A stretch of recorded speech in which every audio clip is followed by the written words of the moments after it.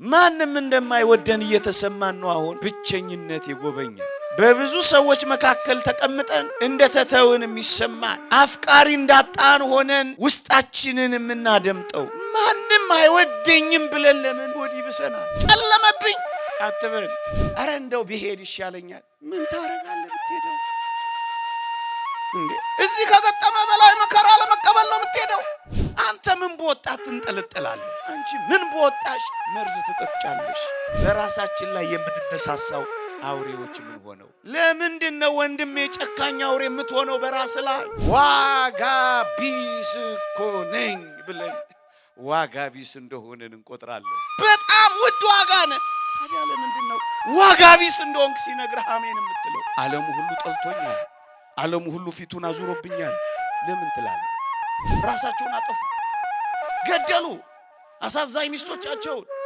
ህፃናት ልጆቻቸውን ትተው ደንግጠው ራሳቸውን ሲያጠፉ ብዙዎች ሰምተናል ነገ የሚያመጣውን ምን ታውቃለህ በዛሬ ላይ መወሰንሽ በቃ ዛሬ ብቻ ነው ያንተ የነገን ተስፋ ጭምር የረሳ ሰው ነው ራሱ ላይ አንዳችም ያደርገው እንዳትረሳ ግን አንተ የገጠመ ገጥሟቸው እየኖሩ ያሉ ብዙዎች አሉ ብቸኛ እንደሆንክ ለምን ታስባለህ አንተ ከገጠመህ በላይ እየኖሩ ጄርና መስግነው የሚኖሩ ባመሰግኑ እንኳን ራሳቸውን ማያጠፋሉ ራሳችንን ለማጥፋት ስናስብ በራሳችን ላይ ዛሬን ለማለፍ ፈርተንና ስጋት ገብቶን ለመሻገር አንደር አላስፈላጊ ወጥመድ ሱሶች ውስጥ ስንገባ አሁን የደረሰብህ ችግር መፍቻ የሌለውና ከእግዚአብሔር በላይ እንደሆነ አምነሃል ይሄ ነው በጣም የሚያሳፍረው ለእግዚአብሔር የዚህ ዓለም ችግሩ ምንድነው ቀን የሚያመጣውን አታውቅምና ታገስ ይቀየራል ነገር አዲስ ማለዳ ሲወጣ እግዚአብሔር ላንተ አዲስ እድል ሰጥቷል ተጠቀምበት የሚወደኝ እኮ የለም በዚች ምስኪን ጎስቋላ በሆነች ዓለም ውስጥ ባለን ሰዎች መወደድ በማጣታችን ለምን ሆድ ይብሰናል ካንዳንድ ፍቅር ለማግኘት ካንዱ ወደ ሌላው ከሌላው ወደ ሌላው ለምን ያንከራተተናል በዘላለም ፍቅርና ውድ መወደዳችንን ለምን እንርሰዋለን በዘላለም ፍቅር ወድጄሻለሁ ይልሻል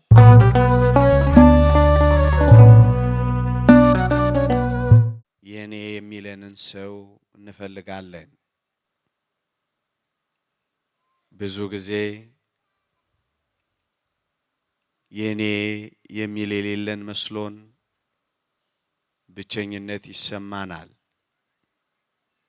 በዚህ ምክንያትም ሆድ ይብሰናል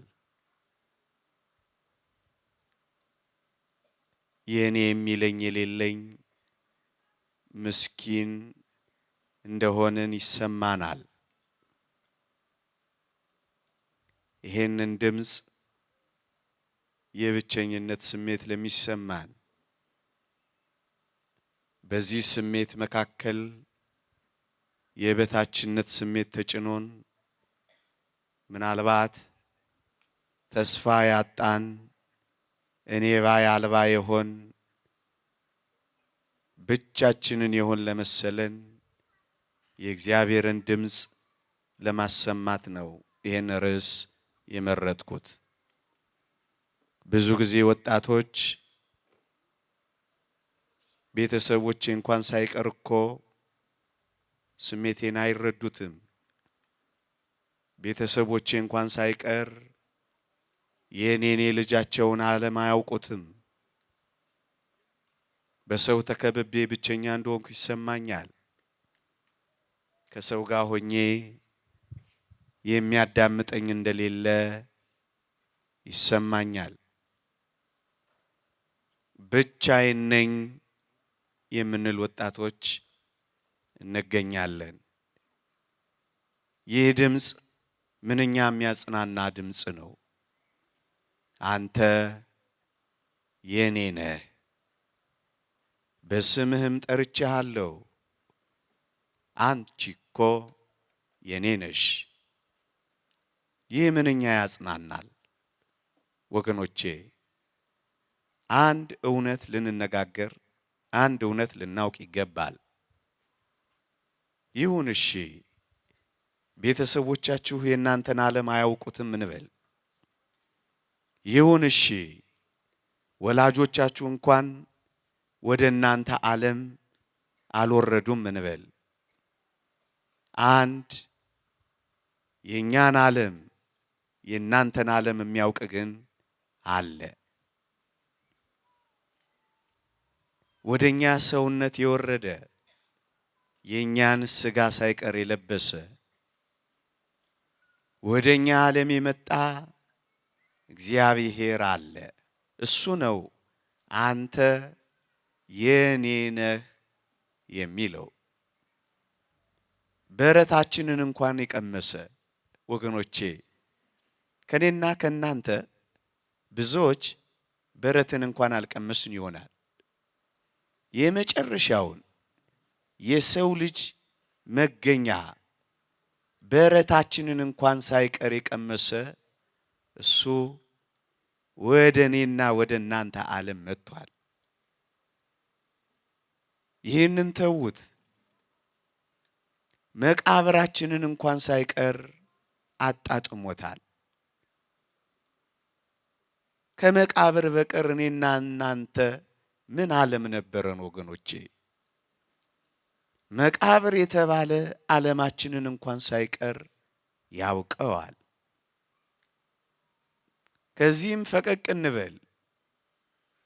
ሲኦላችንን እንኳን ሳይቀር የገባንበትን ሲኦል እንኳን ሳይቀር ተካፍሎናል።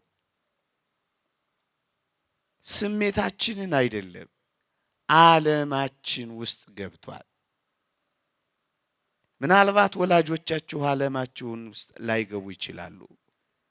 አንድ በእርግጠኝነት ክርስቶስ ግን ዓለማችን ውስጥ ገብቷል። ስሜታችሁን ላይረዳ ይችል ይሆናል። ዓለም ወላጆቻችሁ፣ የተወደደው መድኃኒታችን ኢየሱስ ክርስቶስ ግን እንዲህ ተብሎ ነው የተጻፈው፣ ከኃጢአት በቀር በነገር ሁሉ እንደኛ የተፈተነ አይደለ። ወገኖቼ፣ እኛ እንደተፈተነው ከኛም በላይ ተፈትኗል። ምን ማለት ነው? ስሜታችንን እንኳን ሳይቀር ያውቃል። እንደኛ ስለተፈተነ የሚራራልን ሊቀ ካህናት ተብሏል።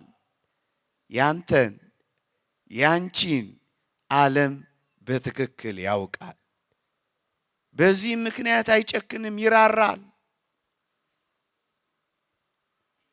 የኔ ነህ ይላል፣ በስም ጠርቼሃለሁ ይላል።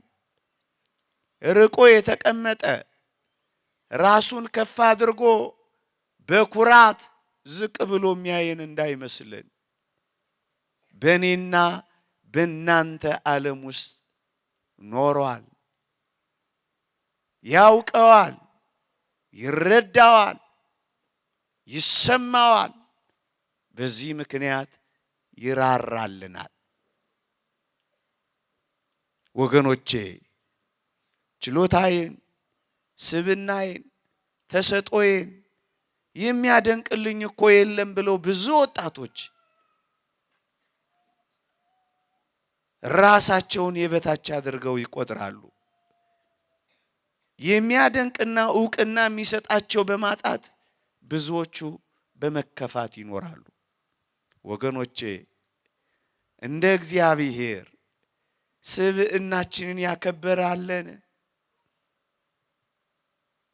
ከኔና ከናንተ ይልቅ እግዚአብሔር በእጆቹ የፈጠረው አለን?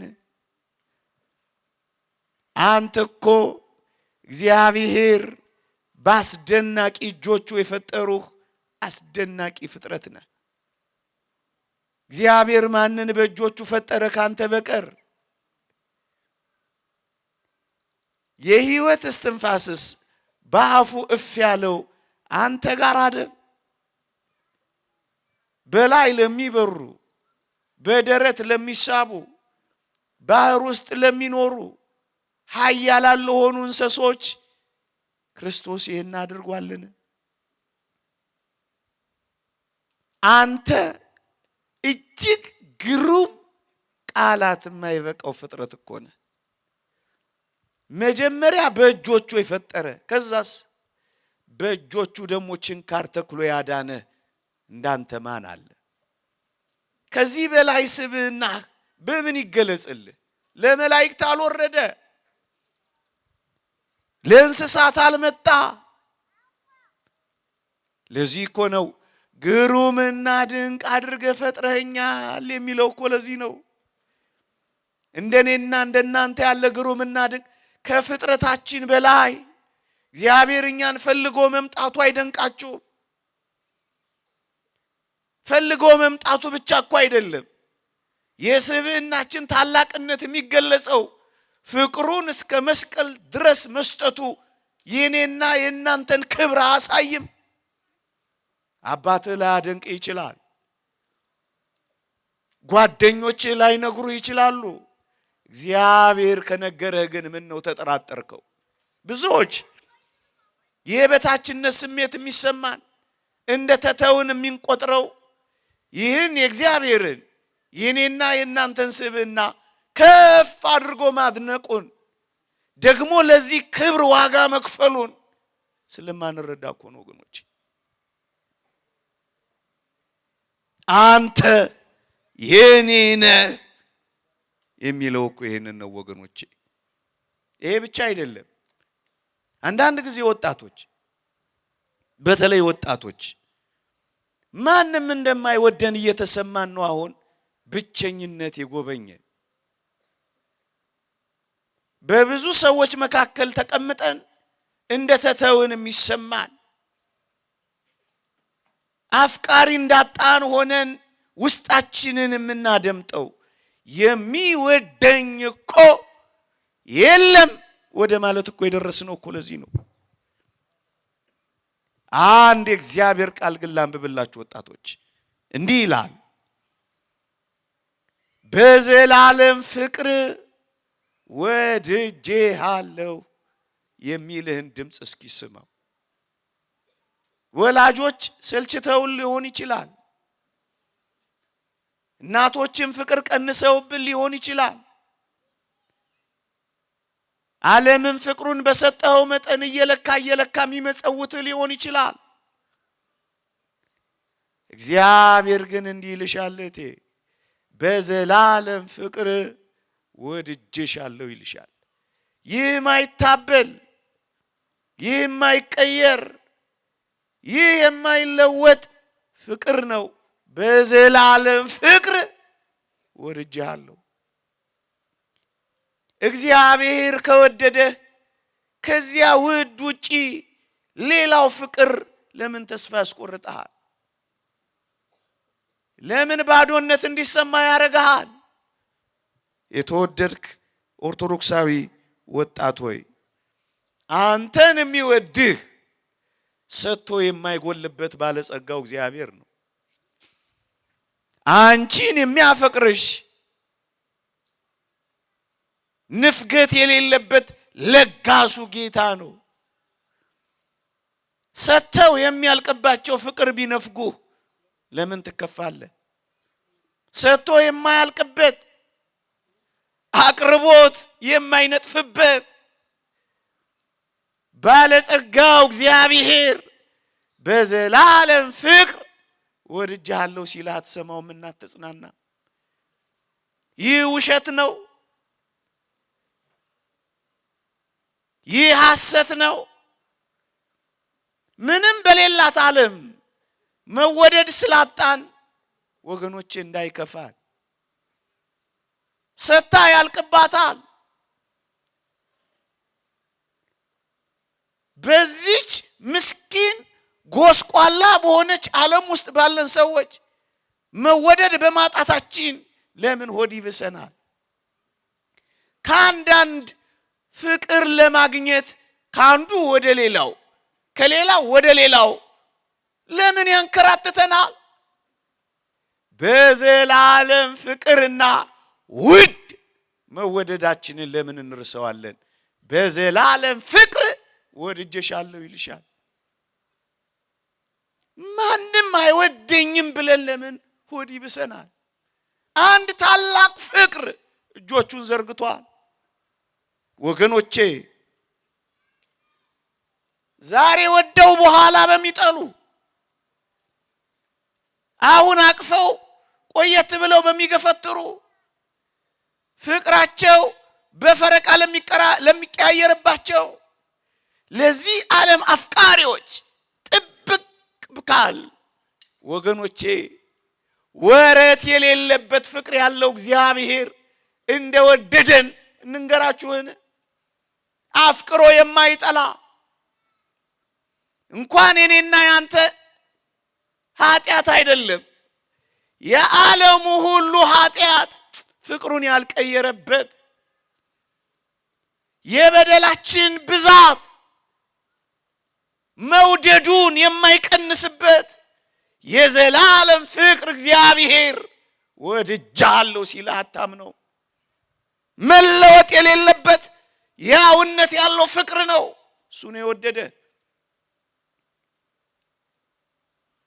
መለወጥ የለበትም በሱ ዘንድ። ትላንትም ይወድሻል፣ ዛሬም ይወድሻል፣ ነገም ይወድሃል። ኃጢአትህን እንጂ የሚጠላው አንተን ከቶ ጠልቶ ማያውቅ ነው። መለወጥ የሌለበት ፍቅር ነው እኛንም ይወደን። የዓለም ፍቅር ተነፈገን ብለው ስንቶች ራሳቸውን አንቀው ይገላሉ። ሴቶች በወንዶች ወንዶች በሴቶች ፍቅር መከራ ይበላሉ።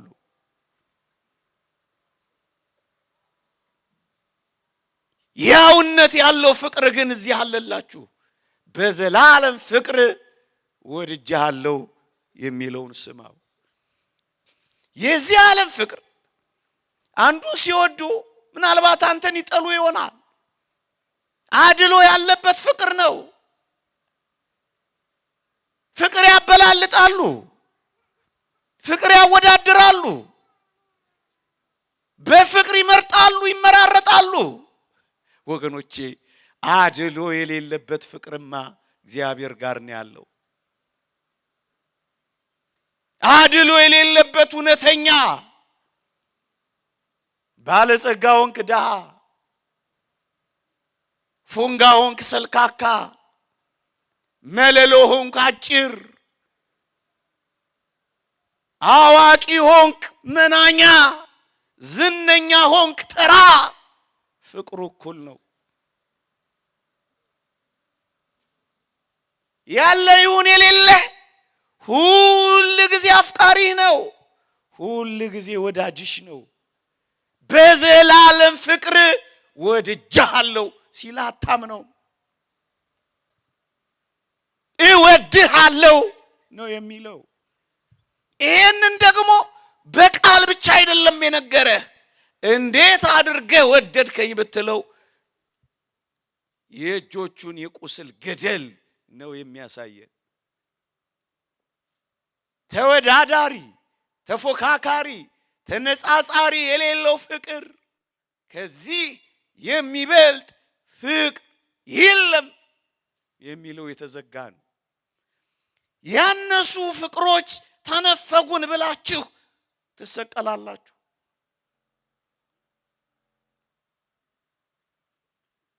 ፍቅር አጣው ብላችሁ ፍቅር ፍለጋ ካንዱ ወደ ሌላው እስከ መቼ ትንከራተታላችሁ? ካንዱ ወደ ሌላ አቅፍ ለመግባት ሰውነታችሁን እንዴት ታጣላችሁ? ወረት የሌለበት አድሎ የሌለበት ፍቅርማ ላሳያችሁ። እዚህ ያለላችሁ ወጣቶች፣ እዚህ ያለላችሁ መለወጥ የሌለበት ያውነት ያለው ፍቅር ማንም አይወደኝም እንዴት ትላላችሁ? እናንተ ወጣቶች እናንተን በማፍቀር የሚኖር አምላክ እያለ ለምን ራሳችሁን በመጥላት ትኖራላችሁ? ብዙ ሰው ራሱን እስኪጠላ ድረስ እየኖረ ወገኖቼ፣ ይህ ለኛ ለክርስቲያኖች ሊሰማን ይገባልን? ስላንተ ፍቅር የተሰቀለልህ አምላክ እያለ አንተ ምን በወጣት ትንጠለጠላለህ? ስላንቺ ፍቅር መራራ ሐሞት የተጎነጨ እያለ አንቺ ምን በወጣሽ መርዝ ትጠጫለሽ? የሞተልን አምላክ እያለ ምን በወጣን እኛ እንሞታለን? ወጣትነቱን እንኳን ሳይቀር ለኛ የሰጠ አምላክ እያለ ወጣትነታችንን ለምን ወደ ሰይጣን እንገብራለን? ማፍቀር ይሏል። ይህ እኮ ነው። ቢያንስ ጥቂት ሰከንዶች ራሳችንን አንዳች ነገር ከማድረጋችን በፊት መስቀል ላይ ያለውን አናስበው። የኔ ነህ የሚለውን በዘላለም ፍቅር ወድጄሻለሁ የሚለውን አንሰማው። እናንተ ወጣቶች ሆይ የተወደደ መድኃኒታችን ኢየሱስ ክርስቶስ ዲያብሎስን ከሚያህል አውሬ አድኖን የለ? አዎ እኛም ይህንን አውሬ ስንሸሽ ከርመን የለ? ታዲያ በመጨከን በራሳችን ላይ የምንነሳሳው አውሬዎች ምን ሆነው? ራስን መግደል፣ ራስን ማጥፋት፣ በራስ ላይ አንዳች ነገር ማድረግ እኮ በራስ ላይ የተነሳሳ ጨካኝ አውሬ መሆን ነው። ለምንድነው ወንድሜ ጨካኝ አውሬ የምትሆነው በራስ ላይ? የተወደደ መድኃኒታችን ኢየሱስ ክርስቶስ ዲያብሎስን ከሚያህል ሽፍታ ያዳነህ አንተም ሽፍታ ስትሸሽ ኖረ። ወንድሜ ሆይ እህቴ ሆይ በራስሽ ላይ ትሸፍቻለሽ? በራስህ ላይ የምትሸፍን አውሬ የምትሸፍት ትሆናለህ? ሽፍታ ትጠሉ የለ እንዴ? አጋሽ ትጸየፉ የለ እንዴ? ለምንድነው ራሳችሁ ላይ በራሳችሁ የምትሸፍቱት? ለምንድነው ራሳችሁን በራሳችሁ የምታግቱት? ለምንድነው ራሳችሁን በራሳችሁ ጨካኝ የምትሆኑት? አውሬ እንኳን በራሱ ላይ ሲጨክን አይታችኋል? እባብ በራሱ ላይ ሲጨክን ከቶም ቢሆን አልተሰማም። ራሱን ሲያድስና ሕይወት ሲሰጥ እንጂ ራሱን ሲገድል አልታየም። ከእንስሳት ዓለም እንኳን እንዴት እንወርዳለን ወገኖቼ? የሚወደን አምላክ እያለ እስከ መቼ እንደዚህ እንሆናለን ወገኖቼ? በዘላለም ፍቅር ወድጄሻለሁ፣ በስሜ ጠርቼሻለሁ፣ እወድሻለሁ፣ አንቺ የኔ ነሽ የሚል አምላክ ያለው ሰው እንዴት በራሱ ላይ ይጨክናል? አንዳንዴ ወጣቶች የሚሰማችሁ ስሜት ይኖራል። ዋጋ ቢስ እኮ ነኝ ብለን ዋጋ ቢስ እንደሆነን እንቆጥራለን። ወገኖቼ አንድ እውነት እንነጋገር። በምድራችን ላይ ዋጋ ከተለጠፈባቸው ቦቲኮች በላይ የኔና የናንተ ዋጋ ተወዳዳሪ፣ ተነጻጻሪ፣ ተፎካካሪ እንደሌለው አታውቁ? ተነቅሰኸዋል እኮ ዋጋህን። እሱም መስቀል እኮ ነው። አንጠልጥለሽዋል እኮ ዋጋሽን። ዋጋው የተለጠፈበት ፍጥረት ቢኖር እኔ እናንተ ነን። ሰውነታችን ሁሉ መስቀል እኮ ነው። ለመስቀል የምታወጣው ዋጋ አለ። ቡቲክ ይመዝነዋል ያንተን ዋጋ። ስላለበስክ የሚያበሳጭህ፣ ስላላማርክ የሚያስከፋህ፣ እመነኝ አንተ ላይ እንዳለው ዋጋ የትኛውም ፍጥረት ላይ እንዲህ አይነት ዋጋ የለም። ምን ዋጋ ትመዝኑለታላችሁ ለዚህ የመስቀል ፍቅር? ወርቅ፣ እንቁ፣ አልማዝ ምን ዋጋ አለው? ከዋጋዎች ሁሉ በላይ ነው። ታዲያ እንዴት ነው ዋጋ ቢስ ነን የምንለው? ዋጋችንን ያለማወቅ ከሆነ በቀር ዋጋህ ቀራንዮ ነው። ዋጋህ የእግዚአብሔር ልጅ ደም ነው። በራስ ላይ መጨከን፣ በራስ ላይ አንዳች ነገር ማረግ በዚህ ደም ላይ መረማመድ እኮ ነው። አንተ የሙሴን ሕግ የናቀ 2 ወይም 3 ሰው ቢመሰክሩበት ያለ ርህራሄ ይሞታል ይላል እግዚአብሔር ቃል። የእግዚአብሔርን ልጅ ደም የረገጠ ቅዱሱን ኪዳን ያክፋፋ ግን እንዴት የሚብስ ቅጣት የሚገባው ይመስላችኋል ይላል። አንተ ዋጋ ከፍ ያለ ነው። ይሄንን ያደረክለት ግን የሚብስ ቅጣት የምትቀበለው ይህንን ዋጋ ስላዋደክ ነው። ዋጋህን ማታዋድቀው ማንነትህን ማታራክስላት ለዓለም ዋጋ ከፍ ያለ ነው። ዋጋ ተመን የሌለው ነው። ዋጋ ቢስ ነኝ የምትለው ምን አይተ ነው? ምን አይተ ነው? ዓለም ሁሉ ቢሸጥ አንተን አያወጣም። አንተ የምትጨነቅበት ቤት፣ አንተ አጣው የምትለው ማጌጫ ዓለም ሁሉ ልንገርህ፣ ዓለም ሁሉ ቢሸጥ ያንተን ዋጋ ያወጣ።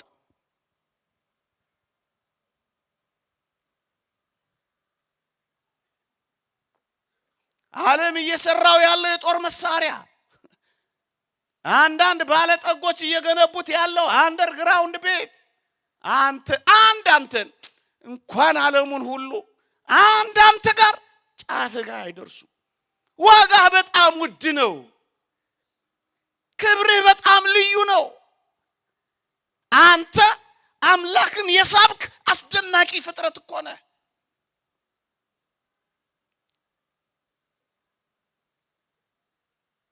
ጅምላና ችርቻሮ ማይገልጽ በጣም ውድ ዋጋ ነህ። ታዲያ ለምንድን ነው ዋጋ ቢስ እንደሆንክ ሲነግርህ አሜን የምትለው? ዋጋ ቢስ እንደሆንክ ሲነግርህ እሺ የምትለው ታዲያ ምን ሆነ ነው?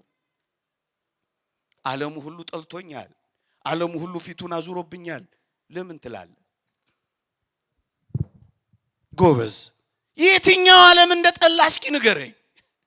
አንተ እኮ ያንተ ዓለም እኮ ቤተሰብ ብቻ ሆነዋል።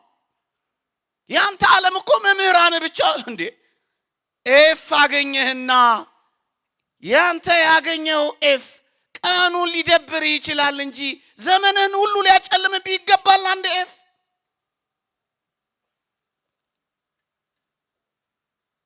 ስራ ነው እንጂ ጥቂት ጊዜ ያጣኸው ምን ያጣ መስሎ ነው ራስህን የምታጣው? ዓለም ጠልቶኛል፣ ፊቱን አዙሮብኛል። የትኛው ዓለም እኮ የትኛው ዓለም ነው? እስኪ እንነጋገር የምር። አንተ የምታየው ዓለም በጣም ጥቂቱን ነው። እርግጡን ማንንገርህ በጣም ጥቂቱን ዓለም ነው አንተ የምታየው። የማታየው ዓለም አለ አንተ።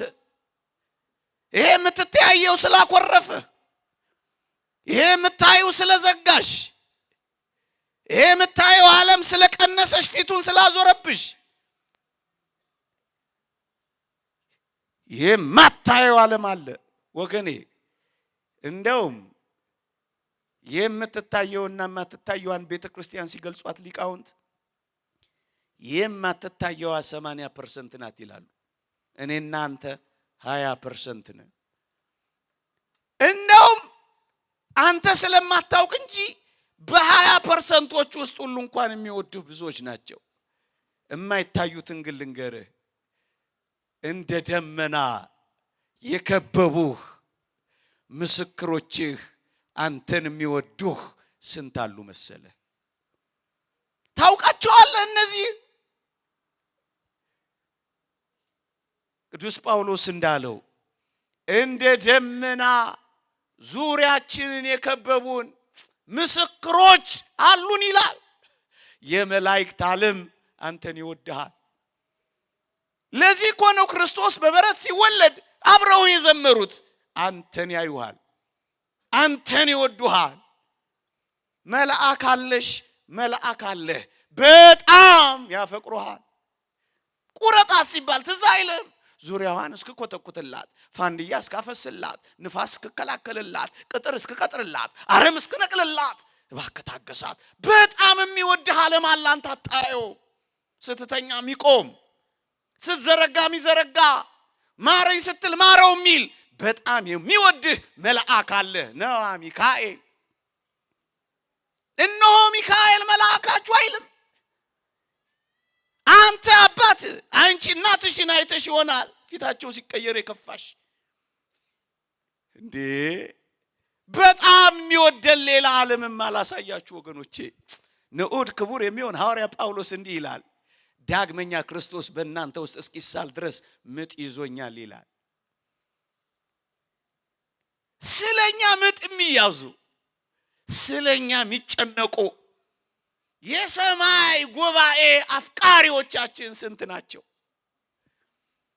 ጌታ ሆይ ወዳጆችን ብቆጥራቸው ካሸዋ ይልቅ በዙ እንዳለው አንተ የምታየውን ነው ፊት የነፈኩህ ችላ ያልኩህ። ስንት ቅዱሳን አሉ መሰለሽ ስላንቺ ጭንቅ የገቡ ምጥ የተያዙ። መጣ አልመጣ በረታ ደከመ ገባ ቀረ ያሉ ሁሌ የሚወዱንና የሚጨነቁ ሌላ ጉባኤ አለ። አንተ በአጸደ ነፍስ ያሉ፣ በብሔረ ሕያዋን ያሉ፣ በብሔረ ብፁዓን ያሉ፣ ከገጸ ምድር ከዚህ መሬት የተሰወሩ ስውራን ግሁሳን የሆኑ እኔና እናንተን የሚወዱና የሚጠብቁ አሉ። እኛ ስንመለስ እልል የሚሉ እዛ ሉቃስ ወንጌል ምዕራፍ 15 ላይ የተጻፈ እኮ ማለት እኮ ነው። በአንድ ኃጥእ ንስሐ መግባት ይላል በሰማይ ባለሽ ጉባኤ ደስታ ሆነ ይላል። ሐዘንህ የሚያስከፋቸው መመለስህ የሚያዘምራቸው በጣም ብዙዎች ዘመዶች እንዳሉ አታውቅም? የክርስቶስ ልብ ያላቸው ጥላቻ መዝገባቸው ላይ የሌለ ስንት አፍቃሪ ያለሽ መሰለሽ? አንድ ቦይ ፍሬንድ ስለከዳሽ እንደዚህ የምትሆኝ ስንት ወዳጅ አለ መሰለህ? አንተ የምታየው ይሄንን ነው፣ እኛ የምናየው ይሄንን ነው። አሉ ለበዓል ያልሰገዱ ነብዩ ኤልያስን ያለውን አልሰማህም እንዴ? ለበዓል ያልሰገዱ አሉ አንተ የማታውቃቸው። አንተ የማታውቃቸው ዘውትር ስላንተ የሚጸልዩ የሚያለቅሱ ቅዱሳን አሉ። የትኛው ዓለም ነው የጠላሽ? እኮ የትኛው ዓለም ነው? አንተ በዚህ ዓለም ነው ተስፋ የምትቆርጠው? ሌላ ዓለም አለ ገና ስላልተገናኘ ኔትወርክህ ስጋዊ ደማዊ ሆኖ ከዚህ ዓለም ላይ ብቻ ስለተጣበቀ እንጂ ኔትወርክን አይነን ከፈት ብታረገው ዙሪያህን የከበበ አቤት የቅዱሳን ንብረትን ብታይ አይናችን ተይዞ አይመስላችሁም? እንደ ግያዝ ወጣ ብሎ በሩን ከፍቶ ሲያ የሶሪያ ሰራዊት ከበውታል። በሩ ዝግ ታረገና ጌታዬ ሆይ ወዮልን አለቅን ጠፋን አለው ነብዩ ኤልሳ በርከክ ብሎ ጸለየ። ጌታ ሆይ እባክን የዚህን ባሪያ አይኖች ግለጥ አለ። አይኖቹ ተገለጡ። ከከበቧቸው የሶሪያ ሰራዊት በላይ የከበቧቸውን መላእክት ታያ። እባክህ አይኖቼን ግለጥ አፍቃሪዎቼን እንዳይ። በምጥ የተያዙት እናት አለች ወላዲተ አምላክ። የትኛው ዓለም ነው የጠላ? ያውም በቁጥር ቢበዛ እኮ የሚያውቋችሁ 10 15 እኮ አይሞሉ። ከነሱ ውስጥ ምናልባት እኮ ቅሬታ አላቸው ጥቂት ነው። በዚህ ምክንያት ራስን ማጥፋት ተገቢ ነው። ከእውነተኛው ዓለም ጋር እኮ አልተዋወቅንም ገና። እኛን ከሚጠብቅ ዓለም ጋር ገና እኮ አልተዋወቅንም። ለዚህ እኮ ነው ሆድ የሚብሰል፣ ለዚህ እኮ ነው የሚከፋ። ዓለም ሁሉ የትኛው አትናቴዎስን ትዝ አይላችሁ? አትናቴዎስ ሆይ አቤት ዓለሙ እኮ አይወድህም አሉት ይባላል። ነገሯት ለዓለም እኔም አልወዳትም አላት። ምንም ይወደዳላት ዓለም? አንተ ልብህን የጣልክባት የተጣበቅሽባት እንዳትጣበቁባት ነው ይሄን የምነግራችሁ። በጣም የምትወደድና የምትጣበቅባት አይደለችም እኮ እሷ። ውበቷን ብትመለከቱ በግልጽ ተናግራለች። ዛማህራይ ማሊ ሶሎሞን ምዕራፍ 5 ላይ አላነበባችሁትም? ምን የሚል ፀሐይ መልኬን አክስሎታልና አትዩኝ ትላለች። ምን ትወደዳለች ይቺ ዓለም? ምን ትጣበቁባታላችሁ ይቺን ዓለም? እስኪ ንገሩኝ። ውበት አላት እንዳትሉ ውበቷ እየረገፈ ነው። እድሜ አላት እንዳትሉ እድሜዋ አጭር ነው መጽሐፍ ቅዱስ እንደነገረ። ደም ግባት አላት እንዳትሉ ፀሐይ አክስሏታል፣ ወይባለች፣ ማዲያት አውጥታለች፣ እዚህም እዚያም መፈነዳዳት ጀምራለች። ብዙ እንዳትጠብቁባት ተስፋ የሚባል የላትም። በጨለማ ተወራለች። የጨለማው ገዢ ወሯታል። ጨለማ ነች። እሷ ጋር ከተጣበቃችሁ እመኑኝ ህመምተኞች ትሆናላችሁ፣ አልቃሾች ትሆናላችሁ፣ ሁሉ ነገር የሚያስደነግጣችሁ ድንጉጦች ትሆናላችሁ። ተጣብቃችሁባታል። ስትነጥቃችሁ ታማችኋለች። ገንዘብን ወይም ዝና ላይ ከተጣበቅ ይላሉ አይደል ሊቃውንት፣ ያመሃል ሲነሳብ ምን ውበት አላት። አትዩኝ ትላለች። አትዩኝ አትዩኝ አትዩኝ አትዩኝ። አንተ ግን ፍጥረት ሁሉ አንተን ያያል። የሰማይ ጉባኤ ባንተ መመለስ ደስ ይለዋል። ምክንያቱም አንተ ጉዳዩ ነህ ለሰማይ። ታዲያ ዓለም ጠልቶኛል እንዴ? አልወድሽም፣ እንደው አልወድሽም አልወድሽም አልወድሽም። ዓለም ሁሉ ጠልቶኛል። ዘውትር ወደ አንተ የተዘረጋው የእግዚአብሔር እጅ አይታይህም። ዘውትር ወደ አንተ የተዘረጉ የእግዚአብሔር እጆችስ፣ እነዚያ የችንካሮቹ እጆችስ፣ እነዚያ ስለኛ የተወጉ እነዛ የቁስሉ ገደሎችስ አይታዩም? የተዘረጉ እጆች። ዘውትር ወደኛ የተዘረጋው የፍቅር እጅስ አይታይም? እሱ ነው ክርስቲያኖች እንዴ። ዓለም ሁሉ ጨለማ ነች። ምን የሚታይባት ነገር አለ? ጨለመብኝ አትበል። እንዲህ የምትለው እመነኝ ወደ ብርሃናት ጌታ ዘወር ማለት ስላልቻልክ ነው። ወደ ብርሃናት ጌታ ዞረ ከሱ ጋር መኖር ከጀመርክ ግን ጨለማ በሱ ዘንድ አይጨልምም ተብሎ ተጽፏል። ምንም ጨለማ አይሆንም። ብርሃኑ እየደመቀ የሚሄድ ፍጻሜው ደግሞ ከከዋክብት በላይ የሚያበራ ነው የሚሆነው። ይልቅስ ጨለማ የሚሆነው ጨለማው ዓለም ውስጥ የተጣበቅን እንደሆነ ብቻ ነው። መፍትሄውስ ወደ ብርሃናት ጌታ ዞር ማለት ነው። ወደ ብርሃን ሕይወት መጥቶ በብርሃን ሕይወት መመላለስ ነው። ያን ጊዜስ ተራሮች ወደ ባህር ለብ ቢገቡ የሚያስፈራ አትሆንም። ሺህ ጊዜ ለምን አትጨልምም? አንተ በብርሃን ውስጥ ነው ያለኸው። ብርሃን ትጎናጸፋለህ። ብርሃን ልብስ ይሆናል። አንተ በብርሃን ትከብራለህ። ጨለማነቷን ትተውላታለህ። አንተ ግን በብርሃን ውስጥ ትመላለሳለህ። ጨለማ በማያሸንፈው ብርሃን፣ መቆራረጥ በሌለበት ብርሃን፣ በማይደበዝዝ ብርሃን፣ በማያቃጥል ብርሃን፣ በማያም ብርሃን ውስጥ ትኖራለህ።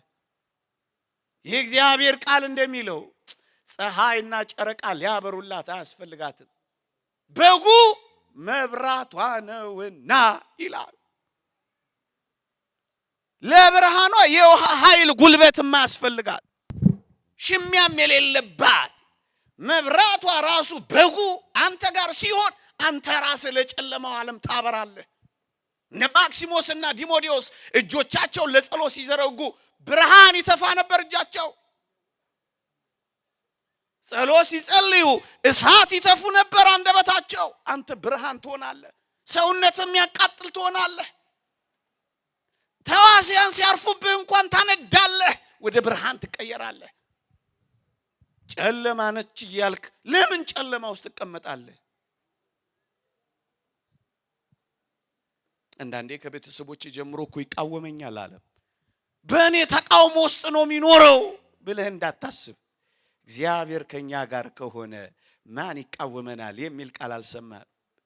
ከእግዚአብሔር ጋር ከሆንክ የሚቃወምህ የለም። ባንተና በእኔ ፊት ከእግዚአብሔር ጋር ከቆም በእኛ ፊት የሚቆም ተራራ ከቶ አይገኝም። ምእመናን አንተ ተራራ ሆይ በዘሩባቤል ፊት ምንድነህ? ደልዳላ መሬት ትሆናለህ። አዎ ብቻህን ከሆንክ ሁሉ ነገር ይቃወምሃል። ብቻህን ከሆንክ አንተ ራስህ ተቃዋሚ መሆን አይቀሬ ነው። እግዚአብሔር ካንተ ጋር ከሆነ ግን ማን ይቃወምሃል?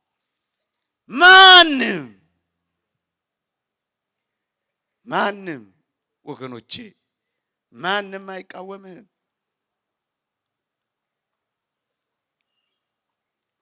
ይሄ ሰውዬ ምንድነው እያወራ ያለው? በዚህ ሁሉ መከራ ውስጥ በዚህ ሁሉ ፈተና ውስጥ እየኖርን ምንድነው እያወራ ያለው ልትሉኝ ትችላላችሁ ወጣቶች። በብዙ መከራዎች ውስጥ እኮ እየኖርን ያለነው። ታዲያ የምትናገረው ነገር አሳማኝ ነው ልትሉኝ ትችላላችሁ። መከራ እየተቀበልክ ነውን? መልካም እሺ። መከራ ያልተቀበለ ክርስቲያን እስኪ ንገረኝ። መከራው ኮመን ኮርስ ያልሆነለት ክርስቲያን እስኪ አንድ ሁለት ብለህ እስኪ ያሳየኝ። እኛ የምንነግርህ መከራህን ብቻህን እንዳትቀበለው ብቻ ነው። መከራ አለብህ። መከራህን ግን ብቻህን ከኖርክበት እውነት ነው ራስን ታጠፋለህ። እውነት ነው ራስን ታንጠለጥላለህ። እውነት ነው በራስ ላይ ፈርደህ ምርጥ ሱሰኛ ትሆናለህ። እውነት ነው በሞት በራስ ላይ ፈርደህ ትሰደዳለህ። ምክንያቱም መከራህን ብቻህን ተሸካሚ ብቻ ሆነሃል። ግን የእግዚአብሔር ቃል እንዲህ ይላል፣ መከራህን ብቻህን አትቀበለው። መከራህን ለብቻሽ አትጋፈጩ። እና ምን ይሁን? እንዲህ ይላል የእግዚአብሔር ቃል። በጣም የሚደንቅ የእግዚአብሔር ቃል ላንብብላችሁ። እንዲህ ይላል፣ ከክርስቶስ ጋር ተሰቅያለሁ፣ እኔም አሁን ሕያው ሆኜ አልኖርም፣ ክርስቶስ ግን በእኔ ይኖራል። አሁንም በሥጋ የምኖርበት ኑሮ በወደደኝና ስለኔ ራሱን በሰጠው በእግዚአብሔር ልጅ ላይ ባለ እምነት የምኖረው ነው። ክርስቶስ በእኔ ይኖራል። ከክርስቶስ ጋር ተሰቅያለሁ። አሁን በሥጋ የምኖረው ኑሮ በወደደኝና ስለኔ ራሱን አሳልፎ በሰጠው በእግዚአብሔር ልጅ ላይ ባለ እምነት ነው። የገላትያ መልእክት ምዕራፍ 2 ቁጥር 20 ላይ አብረ ተሰቀላ ብቻ ተሰቅለ ምን ታመጣለህ?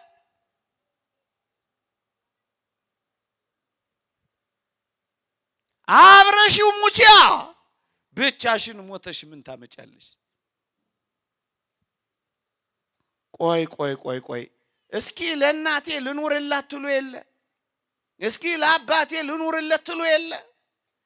ራሳችሁ ኑሯችሁን እንኳን ትታችሁ የሥጋ ኑሯችሁን አንዳንዶቻችሁ ደስ ላሰኟችሁ ለምትወዷቸው ለውዶቻችሁ ትኖሩ የለ? ታዲያ እስኪ ቢያንስ ለጌታዬ ልኑርለት አትሉም? ይሄ ቃል እኮ የሚያሳየን እኮ እሱን ነው። የምኖረው ኑሮ በሥጋ ስለኔ ለሞተልኝ አምላክ ነው የምኖረው። ቢያንስ እስኪ ለሱ ኑሩለት። እህቶቼና ወንድሞቼ፣ አንዳንዴ ሰይጣን ወደ ጆሮአችሁ እየመጣ ራስህን ጥላ ሲልህ አንድ ነገር በለው ወዳጄ፣ እንዲህ በለው፣ ከእኔ በላይ እኔን የሚወድ አለኝ በለውና አሳፍረዋ። ራሴን ለምን እጥላለሁ? ከእኔ በላይ የሚወደኝ እያለ ለሚወደኝ እኖራለሁ። ይህ እኮ ማሳፈሪያ ነው። አንዳንዴ በጆሮአችን እየመጣ ሙት ሲልህ ከክርስቶስ ጋር ሕያው ሆናለሁ አትለው? አንዳንዴ እየመጣ ተሰቀል እያለ ሲሸነግልህ ከክርስቶስ ጋር እንጂ ብቻዬን ተሰቅዬ ምን እጨምራለሁ ምን አመጣለሁ አትለው? ደግሞ አንዳንዴ እየመጣ ራስን አጥፋ ሲል ከክርስቶስ ጋር እኖራለሁ እንጂ እኔ አልጠፋም አትለው? ይህ ሁሉ እኮ የሰይጣንን ራስን መናቂያና ማቃለሊያ ከፍ ሲል ማጥፊያ መሸንገያ መንገዶችን ማሸነፊያ እኮ ነው። አንተ ወንድሜ ሆይ፣ እናንተ ወጣቶች ሆይ፣ አንድ ታላቅ ቁም ነገር ግን እንዳትረሱ። እኛ ወይም እናንተ ወይም አንተ ለአንተ የተሰጠህ አደራ ነህ እንጂ አንተ እንኳን ያንተ አይደለህም። የኔ ነህ ሲልህ አልሰማኸውም? አንተ የራስ መስሎ ነው በራስ ላይ የምትፈርደው። እኛ እኮ ለኛ ብቻ አደራ የተሰጠን የአደራ ስጦታዎች ነን።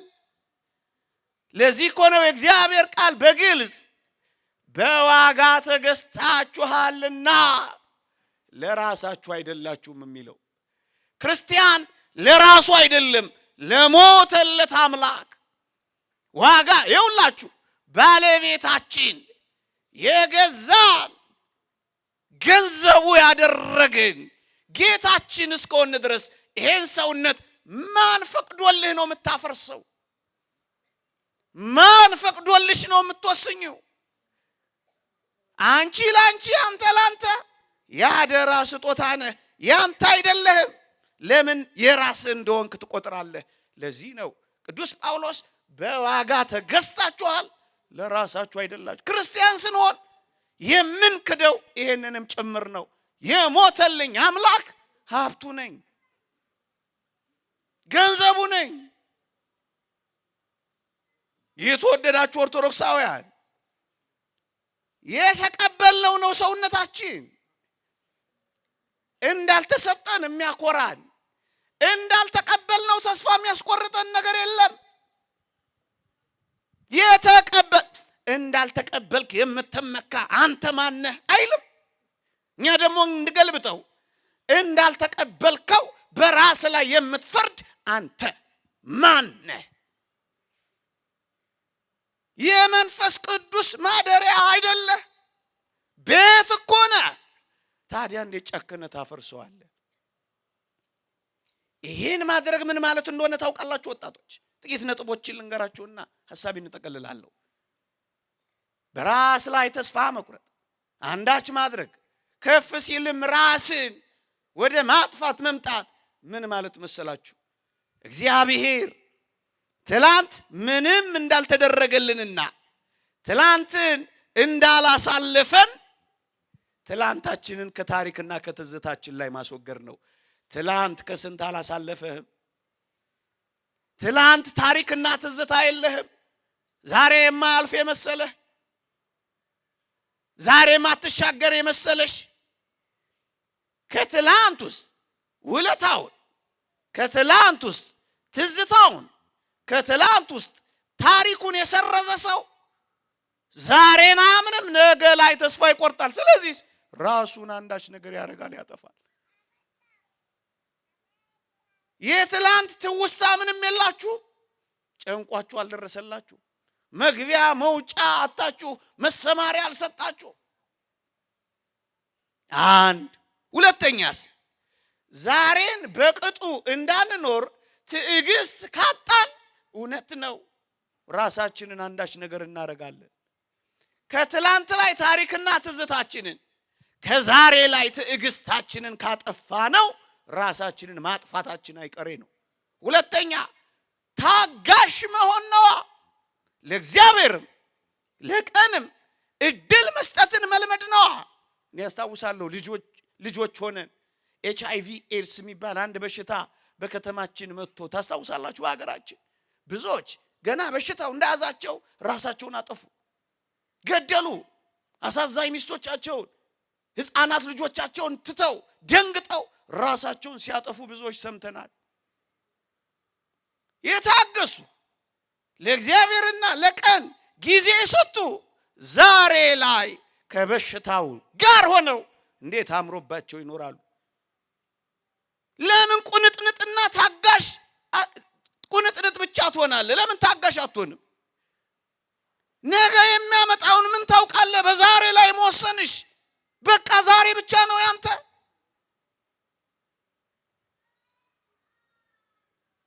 ልብ በሉ። ትላንት ላይ ታሪካችንን፣ ትላንት ላይ ምንም እንዳልተደረገልን፣ ትላንት ላይ ትዝታችንን አጥፍተናል። ዛሬ ላይስ መታገስ አቅቶን ተቅነጥናጮች ሆነናል። በዚህ ምክንያትስ በራሳችን ላይ አንዳች ለማድረግ ቸኩለናል። ሶስተኛውስ ለነገ እንኳን እንዳንቆይ ተስፋችንን እንኳን ክደናል።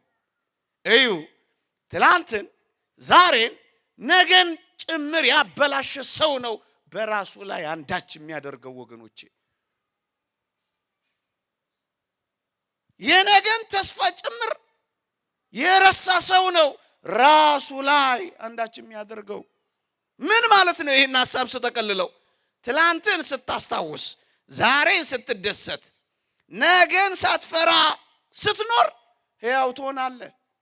ትላንት አሳልፎኛል፣ ዛሬን አኑሮኛል፣ ለነገ ተስፋ አለኝ በል ክርስቲያን። ትላንትን ለትውስታ፣ ዛሬን ለደስታ፣ ነገን ለተስፋ ቀጠሮ ሰጥተህ ከኖርክ ሕያው ትሆናለህ። በራስህ ላይ አንዳች ነገር አታረግም። ገመር ላይ አትንጠለጠልም። በረኪናም ስትጠጣ አትኖርም። የኔ የሚለኝ አለኝ፣ ዋጋዬ ታላቅ ነው፣ በዘላለም ፍቅር ወዶኛል፣ እናም ከክርስቶስ ጋር ሕያው ሆናለሁ ብለህ የምትዘምር ትሆናለህ። እንዳትረሳ ግን አንተ የገጠመ ገጥሟቸው እየኖሩ ያሉ ብዙዎች አሉ። ብቸኛ እንደሆንክ ለምን ታስባለህ? እንደውም ልንገርህ፣ አንተ ከገጠመህ በላይ እየኖሩ እግዚአብሔርን አመስግነው የሚኖሩ አሉ። ባመሰግኑ እንኳን ራሳቸውን የማያጠፉ አሉ። አንተ ደግሞ ክርስቲያን የሚባል ተስፋ አለ። አልዓዛርን ላስታውሳችሁ፣ በጣም ምርጥ ድሃ ነው። ደረጃ አንድ ድሃ ነው።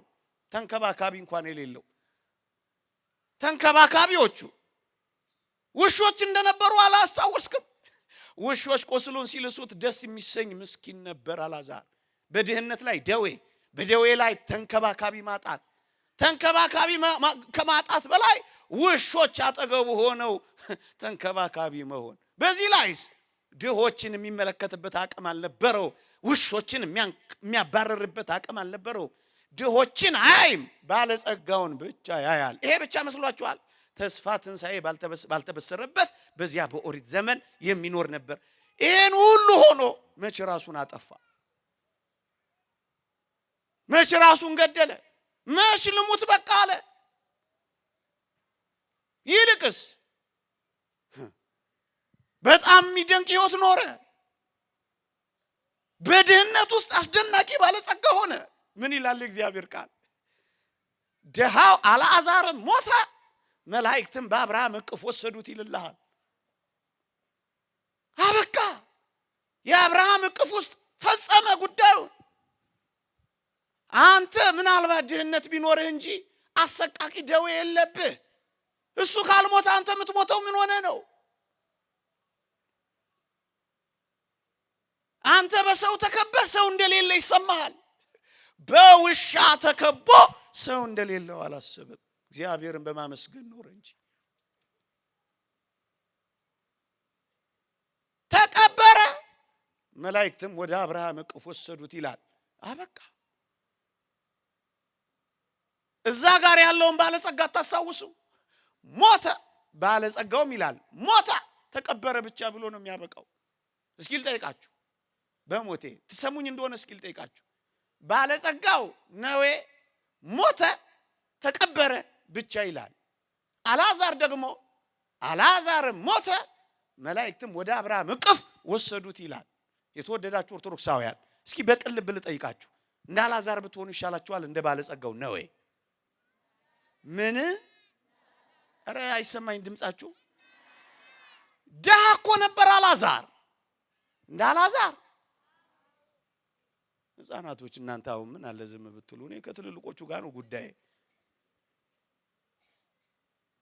ደግሜ ልጠይቃችሁን፣ እንደ አልዓዛር ወይስ እንደ ባለጸጋው? የምራችሁን ነው? ድሃ ነበር እኮ። ይሁና፣ ደስ አይልም? ይሁና፣ እንዴት እንደወደድኩት ሌላ ቦታ መጠቀምባታለሁ። ይሁና፣ በሽታም ነበረበት እኮ። ይሁና ማለት ነው አይደል? የገባኝ እየሰማችሁኝ ነው? ደሱ ነው እኮ። ለምን ብላችሁ ብጠይቃችሁ ምን እንደምትመልሱልኝ ታውቃላችሁ? ተቀበረ ብሎ አያበቃም። ምንድነው የሚለው? ወደ አብርሃም እቅፍ ምን አሉት? አበቃ። ሳምራዊቷን ሴት ተመልከቷት። 5 ባሎች አግብታለች። 5ቱም ጭኖቿ ስር ሲደርሱ ይሞታሉ። 6ኛ ባል አግብታ ተሳካ፣ ጎረቤት ደብቃችኋለች ይላሉ ሊቃውንት። እንዳይሞትባትና ስብር እንዳትል ሰውራው ግን ትኖራለች። ይህች ሴት በዚህ ሁሉ መውደቅና መነሳት አፍራ ተሳቃ ነው የምትኖረው። ማፈረች ተሳቀቀች የሚል የለም። ከየት አምጥተህ ነው እንደዚህ የምትለው እንዳትሉኝ። እዩ በዕብራውያን ባህል ውሃ የሚቀዱት ወይ በማለዳ ነው ወይ በምሽት ነው። እቺ ሴት ግን ውሃ ስትቀዳ የተገኘችው በመቼ ነው? በቀትር በጠራራ ፀሐይ። ለምን ይመስላችኋል በቀትር የወጣችው? ያኔ ማንም ምን አይልም፣ ውሃ አይቀዳም። ምን ማለት ነው? ብቻዋን ናት። ጥቂት ልታፍሪ ትችላለሽ። የሆነ ነገር ጥቂት ነገር ሊጎልህ ይችላል። ጥቂት ነገር እሱን በፈሊጥ የሆነ ነገር ልትሰውረው ትችላለህ እንጂ ለምን ብላ ራሷን ታጠፋለች? ጎበዝ እየሰማችሁኝ ነው? ጌታዋ ውሃ ዳር ይጠብቃታል። የት ዳር? በሞቴ የት ዳር? ውሃ ዳር ነው የጠበቃት። የተመሰቃቀለውን ህይወቷን ነው ይለወጠላት። አፍራ መጣ። ከሰው የሸቸችው ሴት እንስራዋን ትታ ወዴት ሄደች? የነገረኝን የህይወቴን ኑሮዬን ሁሉ ያደረኩትን ሁሉ የነገረኝን ምን በሉ ኑናዩ። ሰው አፍራ የነበረችውን በሰው ዘንድ ቀና አደረጋት። ራሷን አንቃ ወይ ማጥፍታ ላየናት። ምን ሆነን ነው እኛ እንደዚህ አይነት እርምጃ የምንወስደው? ምን ሆነን ነው ወገኖቼ? ለምን መከራችንን ከክርስቶስ ጋር ምናልባት ደግሞ ትምህርቴን ለማጠናቀቅ የዚህ ዘመን ፈተናዎች እኮ ብርቱ ናቸው እንዳትሉ። እየተፈተንን እንዴት አድርገህ ነው እንደዚህ አይነት ነገር የምትሰብከን እንዳትሉኝ። መፈተንም አለብን። ክርስቲያን ከሆንማ መፈተን አለብን ወገኖቼ። እንዳትረሱ በእኛ ውስጥ ያለው የሃይማኖት እውነት የሚገለጠው እኮ በፈተና ነው። የተማሪዎች ዕውቀት፣ የተማሪዎች ክህሎት የሚገለጠው በፈተና መሆኑ መች ቀረ? እመነው አትመነው በምን ይገለጣል? በፈተና እንጂ በምን ትታወቃለህ? ለዚህ ነው የኔና የናንተ የሃይማኖት ዕውቀት የሚገለጠው በፈተና ነው። እንደውም ስትፈተን ደስ ነው ሊልህ የሚገባው። ፈተና ሲርቅልህ እንደውም መፍራት ነው የሚገባው። አንደኛ። ሁለተኛ የተወደድክ ክርስቲያን ሆይ ማክሲመስ የተባለ ሊቅ ስለ ፈተና እንዲህ ይላል። እንዳትረሳ ፈተና ይላል በአንዳንዶች ዘንድ ከቀደመ ኃጢአታቸው ሊያነጻቸው ይመጣል ይላል። ፈተና ካለብሽ ከቀደመ ኃጢአትሽ ሊያነጻሽ ነው የሚመጣው። ከኃጢአታችን ሊያነጻን ፈተና ይመጣል። አንድ። ሁለተኛስ በሌሎች ዘንድ ደግሞ ይላል አሁን ያላቸውን ፍጽምና የበለጠ ሊያሳምር ይመጣል ይልልሃል። የበለጠ ውብ እንድንሆን፣ የበለጠ ሊያሳምር፣ የበለጠ እንድናንጸባርቅ ነው ፈተና ወደኛ የሚመጣው። ሁለት። ሶስተኛው እንዲሁም በሌሎች ዘንድ ደግሞ ሊመጣ ላለው ነገር እንዲዘጋጁ ለማድረግ ፈተና ይመጣል ይላል። ወይ ኃጢአትህን ያነጻል፣ ወይ አሁን ያለውን ውበትህን ሊያሳምርና የበለጠ ክርስቲያን ሊያደርግህ ይመጣል፣ ወይ ደግሞ ሊመጣ ላለው ከባድ መከራ እንድትዘጋጅ ያጠነክራል። በቃ ክርስቲያን ከሆንክ የምትፈተነው ለዚህ ነው። ደግሞ ሌላ አንድ ነገር ልጨምርልህ። ሌቦች ጉድጓድ ምሰው፣ ግድግዳ አፍርሰው፣ ግንብ ደርምሰው፣ ጉድጓድ ቆፍረው የሚሰርቁት እኮ ባዶ ቤትን አይደለም። ባዶ ቤትን ማን ይሰርቀዋል? ሌባ ዲያብሎስ ፈተና ቢያበዛብህ እመነኝ በጣም ባለጸጋ ስለሆንክ ነው። ልሸነግል ፈልጌ ወይም አጉል ተስፋ ሰጥቼ ወይም ሞቲቬሽናል ስፒከር ሆኜ ዝም ብዬ ወደ ቤት ልሸኝ ፈልጌ አይደለም። ባለጸጋ ስለሆንክ ነው የምትፈተነው። ሃይማኖት ስላለህ ምግባሩን ተው። ሃይማኖት አለህ፣ ሀልዎተ እግዚአብሔርን ታምናለህ። አንዲት መንትያ ቅጥያ አምሳያ የሌላት ኦርቶዶክሳዊት ሃይማኖት አለህ። ስለዚህ ዓለም ይፈትንሃል። ባለጸጋ ስለሆንክ ነው እንጂ ባዶ ከሆነ ምን ያደርግለታል? እፈተናለሁ። ለዚህ ምክንያት ነው የምትፈተነው። መከራ እቀበላለሁ። መከራህን ከክርስቶስ ጋር አድርገው። የሚወደኝ የለም በዘላለም ፍቅር ወድጄሃለሁ ሲል ስማው። የኔ የሚለኝ የለም በስም ጠርቼሃለሁ አንተ የኔ ነህ ሲልህ አድምጠው። ዋጋ ቢስ ነኝ የምትለው ካንተ በቀር ዋጋው ከፍ ያለ የትኛው ሱቅ ላይ አለ? ነገሬን ልጠቅልለው። አንድ ሰዓት ተሰጥቶኛል። አንድ ሰዓት ላይ ሆኛለሁ ለማብቂያ ነገሩን ለመፈጸሚያ። ወጣቶች ሆይ በራሳችሁ ላይ አንዳች ነገር ለማድረግ ስታስቡ እነዚህን ነገሮች አሁን እምላቸውን በጥንቃቄ አስቡ። ራሳችንን ለማጥፋት ስናስብ በራሳችን ላይ ዛሬ ለማለፍ ፈርተንና ስጋት ገብቶን ለመሻገር አንዳንድ አላስፈላጊ ወጥመድ ሱሶች ውስጥ ስንገባ ራሳችን ላይ አንዳች ነገር እያደረግን ነውና እነዚህን ነገሮች እናስባቸው። አንደኛ በእግዚአብሔር ፍቅር ላይ መተማመን እያቆምን ነው ማለት ነው። ይሄ ደግሞ ምንኛ ከባድ ጉዳት ነው። ሁለተኛ ትኩረቱና ለኔና ለናንተ ያለውን ጥበቃ መካድ ማለት ነው። ሁለተኛ ሶስተኛ እጅግ የሚያሳፍረው ደግሞ ከሞት በኋላ ያለውን ህይወት ድርግም አድርጎ መካድ ነው። ምን ማለት መሰላችሁ? ከዚህ ዓለም ኑሮ ካልተገባሁማ የዘላለሙ ይቅርብኝ እያልክ ነዋ። የዘላለሙን መካድ ያልኩት እኮ ለዚህ ነው። እንደው ምን እንደሆነ ታውቃለህ? አሁን የደረሰብህ ችግር መፍቻ የሌለውና ከእግዚአብሔር በላይ እንደሆነ አምነሃል። ይሄ ነው በጣም የሚያሳፍረው። ለእግዚአብሔር የዚህ ዓለም ችግሩ ምንድነው? ደዌ ነው። በቃሉ ብቻ አስነስቷል። ኃጢአት ነው። በደሙ መፍሰስ አንጽቷል። ሞት ነው።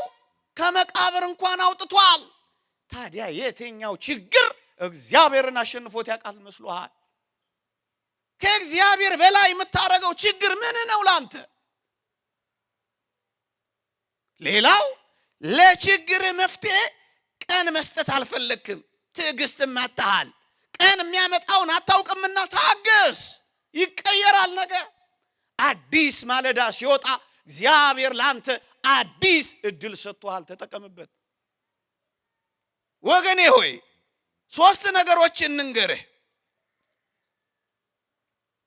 ያለፈውን ህይወትህን እያሰብክ በቁጭትና በጸጸት ከኖርክ ጭንቀታም ትሆናለህ። ስለዚህ ራስን ታጠፋለህ።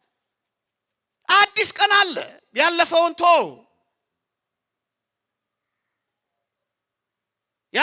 ተው። ነገን ደግሞ በስጋት አትመልከተው። ነገን በስጋት ከተመለከትከው ፈሪ ትሆናለህ። ፈሪ ከሆንክ ትጨነቃለህ። ከተጨነቅ በራስ ላይ አንድ ነገር ታደርጋለህ። ስለዚህ ነገን በስጋት ትላንትን በጸጸት አትኑርበት። እነስ ምን ላድርግ? ዛሬን ከእግዚአብሔር ጋር ተደሰትበት። ሌላው ችግርህን ለአንዴና ለመጨረሻ ጊዜ የሚፈታልህ ሞት መስሎ ታይቷል ማለት ነው። ሞት ችግርህን አይፈታም። ሞት ራስን መስቀል፣ ራስን ማጥፋት የሚያጠፋው ችግርህን ሳይሆን እንዳትረሳ አንተን ራስ ነው የሚያጠፋው። የእግዚአብሔርን ህልውና በልብ ውስጥ ያለውን የእግዚአብሔርን ህልውና ጭምር ነው የሚያጠፋው። ለዚህ እኮ ነው ብርቱ ኃጢአት የሚሆነው። ራስን ማጥፋት ችግርህን ሳይሆን የሚያጠፋው ህልውናህን ነውና ራስህን ሳይሆን ችግርህን ለማጥፋት ተነስ። ወጣት ሆይ ከበረታህ ይጠፋል፣ ካልተቆራመድክ ይጠፋል።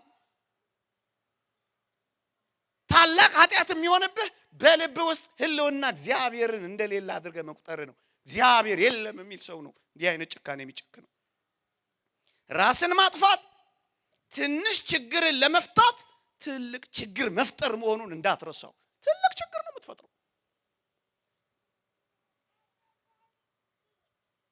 ጊዜያዊና ቀላል የሆኑትን ችግሮች ቋሚና በማይቀለበሱ ችግሮች ነው የምትፈታው። አንዳንድ ወጣቶች ቀለል አድርገው አረ እንደው ቢሄድ ይሻለኛል። ምን ታረጋለህ ብትሄደው? እንዴ እዚህ ከገጠመ በላይ መከራ ለመቀበል ነው የምትሄደው። የቀመሱ ነገሩ ምን ልሄድ ትላለህ? ምን ይሻላል? እንደዚህ ሆነማ ብትሄድ አይሻልም?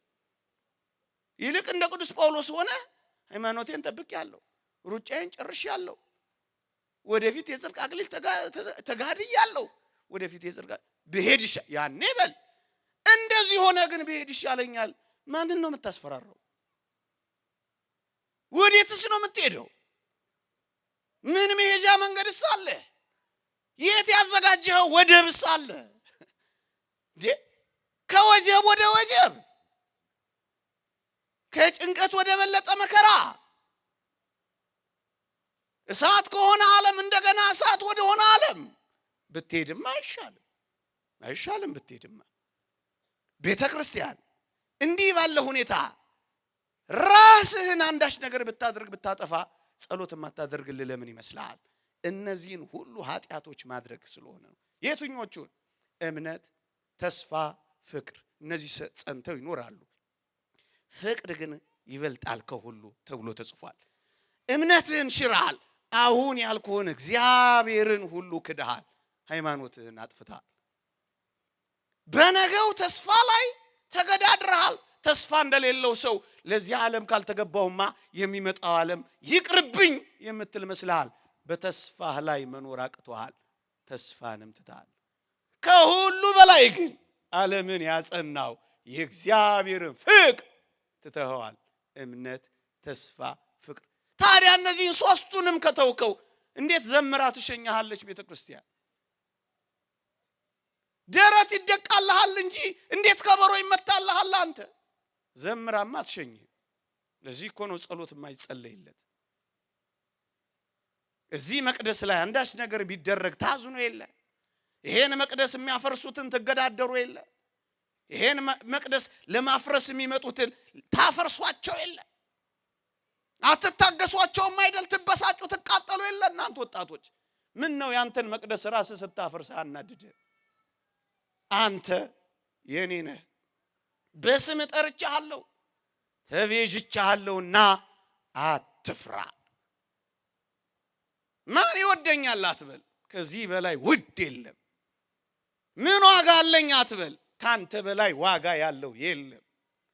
ተፈትኛለሁ አትበል፣ ሊያነጻህ፣ ሊያሳምርህ፣ ሊያዘጋጅህ ነው የሚመጣልህ። በመከራ ውስጥ እኖራለሁ፣ መከራህን ከክርስቶስ ጋር አድርገው፣ አንተ የኔ ነህ ሲል ስማው። ይቆየን። የእግዚአብሔር ቸርነት፣ የእመቤታችን አማላጅነት፣ የቅዱሳን በረከት ረድኤት አይለየን። አሜን።